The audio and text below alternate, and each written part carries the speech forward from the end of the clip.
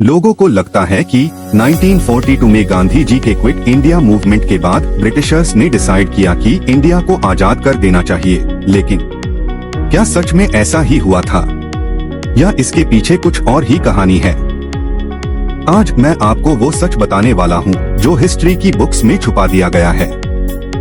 सन 1939 से 1945 तक चले वर्ल्ड वॉर सेकेंड ने ब्रिटेन की इकोनॉमी को चूर चूर कर दिया था और उनका नेशनल डेब्ट जीडीपी का 200% क्रॉस कर गया था। Gold reserves zero, foreign currency खत्म और अपनी आर्मी चलाने के लिए अमेरिका से लोन लेना पड़ा।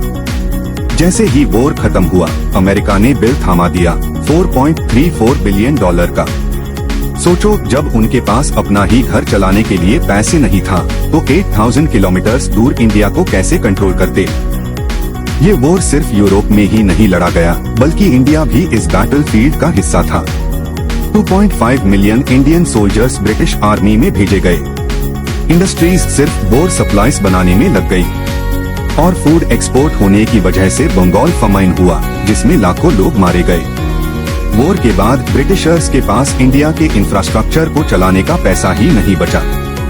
सन 1946 में रॉयल इंडियन नेवी मूटिनी ने ब्रिटिश को हिला दिया और INA ट्रायल्स ने सोल्जर्स का लॉयल्टी खत्म कर दी थी। माउंटबैटन ने समझ लिया, अगर हमने जल्दी एग्जिट नहीं लिया तो ये मिलिट्री रिवोल्ट पूरे इंडिया में फैल जाएगा।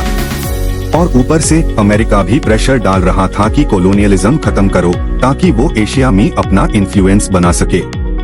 एक तरफ गांधी जी का शांत आंदोलन, दूसरी तरफ वर्ल्ड वॉर सेकेंड, और जब दोनों का प्रेशर मिला तो ब्रिटिश एम्पायर का सूरज इंडिया में ढल गया। और फाइनली 15 अगस्त 1947 में इंडिया को ब्रिटिशर्स से आजादी मिली।